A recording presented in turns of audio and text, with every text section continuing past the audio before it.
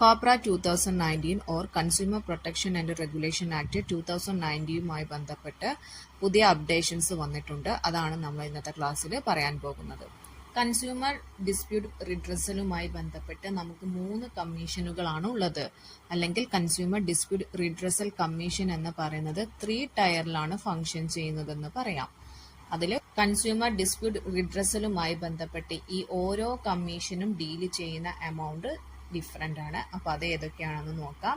First വരുന്നത് district commission ആണ്. District കമ്മീഷന്റെ പരിധിയിൽ വരുന്നത് അപ് ടു 5 lakh rupees ആണ്. 50 ലക്ഷം വരെയുള്ള കൺസ്യൂമറുമായി ബന്ധപ്പെട്ട ഡിസ്പ്യൂട്ടുകളാണ് ഈ ഡിസ്ട്രിക്ട് കമ്മീഷൻ കൈകാര്യം ചെയ്യുന്നത്. ഇനി ഡിസ്ട്രിക്ട് കമ്മീഷന്റെ തീരുമാനത്തിൽ കൺസ്യൂമർ സാറ്റിസ്ഫൈഡ് അല്ലെങ്കിൽ അവർക്ക് അപ്പീൽ നൽകാം.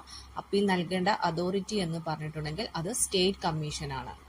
ഇനി ഡിസ്പ്യൂട്ടുമായി ബന്ധപ്പെട്ട തുക 50 ലക്ഷത്തിന് മുകളിലും എന്നാൽ 2 കോടിക്ക് താഴെയുമാണെങ്കിൽ അത്തരം ഡിസ്പ്യൂട്ടുകൾ ഡീൽ ചെയ്യുക നമ്മുടെ സ്റ്റേറ്റ് കമ്മീഷനാണ്. ഇനി സ്റ്റേറ്റ് കമ്മീഷൻ എടുത്ത തീരുമാനത്തിൽ അപ്പീൽ നൽകേണ്ടത് അത് നാഷണൽ കമ്മീഷനാണ്. ഇനി കൺസ്യൂമറുടെ ഡിസ്പ്യൂട്ടുമായി ബന്ധപ്പെട്ട എമൗണ്ട് എന്ന് പറയുന്നത് 2 കോടിക്ക് മുകളിലാണെങ്കിൽ അത്തരം ഡിസ്പ്യൂട്ടുകൾ ഡീൽ ചെയ്യുന്നത് നാഷണൽ കമ്മീഷൻ ആയിരിക്കും. അതേപോലെ നാഷണൽ കമ്മീഷന്റെ തീരുമാനത്തിൽ കൺസ്യൂമർ സാറ്റിസ്ഫൈഡ് അല്ലെങ്കിൽ അപ്പീൽ നൽകാം. അപ്പീൽ നൽകേണ്ടത് സുപ്രീം കോർട്ടിനായിരിക്കണം.